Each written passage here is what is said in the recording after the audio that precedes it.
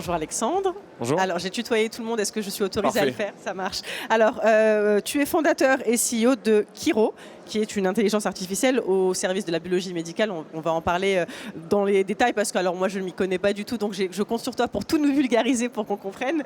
Alors ma première question, elle est toute simple, justement, c'est quoi Kiro? Kiro, c'est une solution, une plateforme digitale qui part du principe en fait qu'aujourd'hui on a beaucoup d'informations en santé, en particulier en biologie médicale. Alors la question c'est qu'est-ce que la biologie médicale? C'est assez simple, vous avez fait probablement des tests Covid en laboratoire de biologie. Beaucoup trop. Et ben voilà, ça c'est un laboratoire de biologie médicale. En fait, la biologie, c'est tout ce qui permet l'étude en fait, des fluides, donc le sang en particulier, dans le corps humain. C'est aujourd'hui quand même assez important puisque 70% des décisions médicales qui concernent soit le diagnostic, soit le traitement ont recours à la biologie médicale. Donc vraiment au cœur du parcours de soins. Et l'idée, c'est qu'aujourd'hui, quand on reçoit un résultat de biologie, pas forcément très compréhensible en tant que patient, en tant que médecin, on est souvent embarqué en fait dans pas mal d'informations et très compliqué en 7 à 8 minutes de devoir prendre l'ensemble des informations à notre disposition. Et bien Kiro, c'est l'idée de simplifier tout ça, de rendre cette information plus compréhensible pour le patient et plus pertinente pour le professionnel de santé en utilisant l'intelligence artificielle. Et comment ça fonctionne justement concrètement, si c'est possible de vulgariser l'algorithme et le codage de tout ça? Alors la partie algorithmique est quasiment invisible en fait pour les praticiens ou pour les patients. L'idée c'est de pouvoir en fait être capable en fonction de ce qu'on appelle chez Kiro le profil biologique du patient, de pouvoir pousser une information qui est pertinente. Donc comment ça se présente concrètement? Quand vous allez dans votre laboratoire de biologie médicale, votre laboratoire va vous fournir un résultat avec un compte rendu.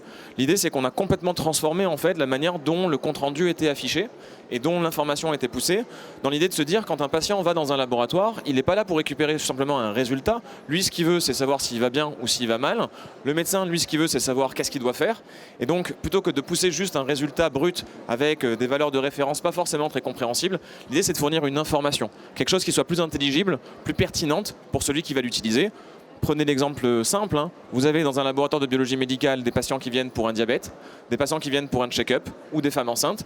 L'idée c'est de pouvoir, en fonction de chacun de ces personnes, d'avoir une expérience utilisateur qui soit différente, avec quelque chose qui soit différent pour une femme enceinte, différent pour un patient qui a un diabète. Grosso modo, c'est l'idée que je n'ai plus besoin d'aller chez le médecin. Enfin, je fais une analyse médicale, je fais par exemple une prise de sang, je récupère mon document, je n'ai pas forcément du coup besoin d'aller chez un médecin pour qu'il me lise ce document-là. C'est ça en fait. L'idée c'est plutôt que aujourd'hui le problème en santé, c'est que si vous ne comprenez pas l'information qui est la vôtre, vous ne pourrez pas vous engager vers le processus de guérison. Un des enjeux typiquement qu'on va avoir, c'est vraiment l'engagement du patient. Prenez un patient qui est diabétique, il y a une prise de médicaments, il y a de la thérapeutique, et il va y avoir une prise en charge avec éventuellement une hygiène de vie à adopter. Le médecin, il a beau vous dire et passer et vous expliquer des choses, si à un moment donné le patient ne prend pas l'engagement en fait, et la compréhension de ces informations, il ne pourra pas se passer grand-chose. Et donc il y a un vrai enjeu de pouvoir permettre de communiquer une information qui soit intelligible pour le patient et qui soit de l'autre côté pertinente pour le médecin pour qu'en 7 à 8 minutes, il puisse être efficace. Et tout simplement, j'ai oublié de poser cette question, mais elle me paraît hyper importante. Elle est née comment l'idée de vouloir créer cette plateforme-là?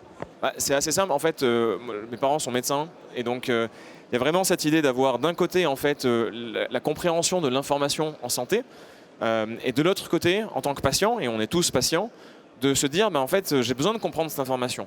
Et mon médecin, il est là et on l'a vu en fait avec la crise Covid, il est parfois en burn-out. C'est extrêmement compliqué en fait d'avoir à gérer la somme d'informations et de travail qu'il a aujourd'hui. Donc il faut être capable de pouvoir l'aider, de pouvoir apporter et accompagner le patient dans ce processus-là, que ce soit la prévention, le diagnostic ou le traitement, et donc de pouvoir proposer des solutions qui soient adaptées, personnalisée en fonction de chacun. L'idée, elle est venue du fait que la santé, ça nous concerne, c'est un enjeu qui nous est propre. Et donc, on se doit d'avoir une information qui est personnalisée et pas quelque chose qui vaut pour tout le monde de la même manière. Et là, vous avez un chiffre sur le nombre d'utilisateurs, le nombre de personnes qui ont déjà utilisé la plateforme. C'est à quel stade là pour l'instant? Alors, on va assez vite. On a été créé en 2019 et aujourd'hui, on a à peu près 40 000 utilisateurs par mois et on atteindra à la fin de l'année un peu plus de 5 millions d'utilisateurs. Et justement, j'allais vous parler de la question des ambitions. Au-delà du nombre d'utilisateurs, est-ce qu'il y a une ambition internationale? Est-ce qu'il y a une ambition de développer autre chose dans le système en lui-même? C'est quoi un peu vos projets? Déjà, la première chose, c'est qu'effectivement, la biologie médicale est véritablement au centre du parcours de soins. C'est-à-dire que vous allez avoir à la fois une biologie médicale qui peut être utilisée pour la prévention, on le voit, ou le dépistage. Donc vous avez typiquement tous les cancers, vous avez toute la partie maladie chronique.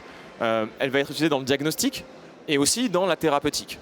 Donc il y a vraiment tout un pan en fait de la biologie médicale et l'idée c'est de pouvoir toujours répondre à ces deux questions qui sont pour nous essentielles. Pour le patient, c'est est-ce que ça va? Et pour le professionnel de santé, c'est qu'est-ce que je dois faire.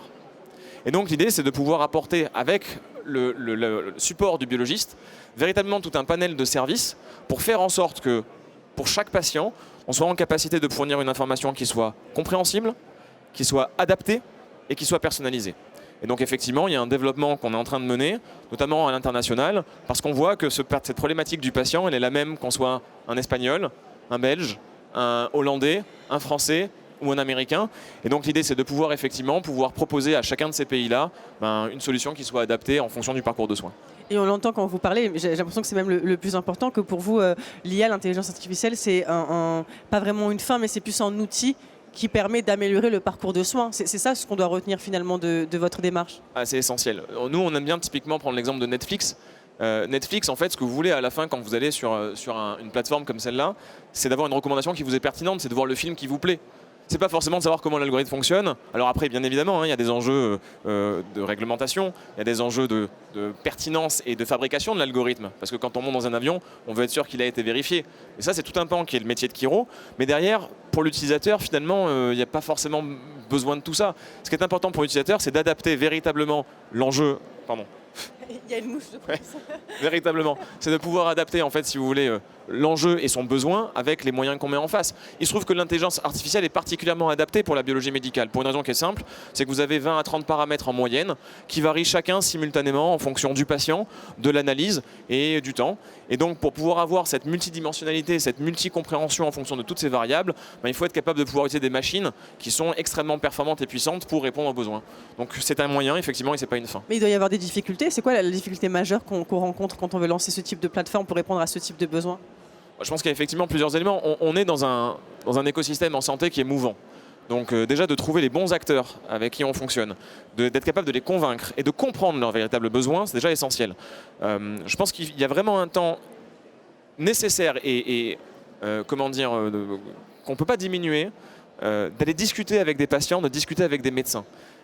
Quand vous avez un patient chronique en face de vous, un patient qui a une insuffisance rénale chronique, un patient qui a un cancer, il comprend sa pathologie mieux que personne, parfois même mieux que le médecin qui n'a pas cette pathologie.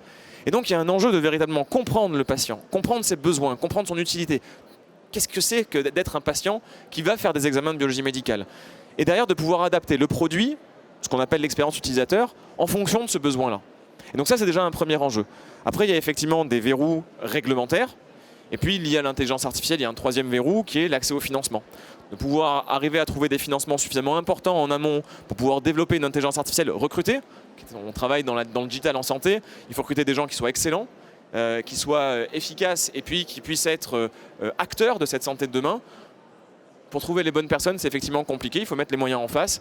Et donc, ça demande aussi un peu de temps et un peu de ressources. Merci en tout cas d'être venu nous parler de tout ça sur la scène de l'Amplion. Bonne continuation à Kiro et au plaisir. Bonne journée. Merci beaucoup.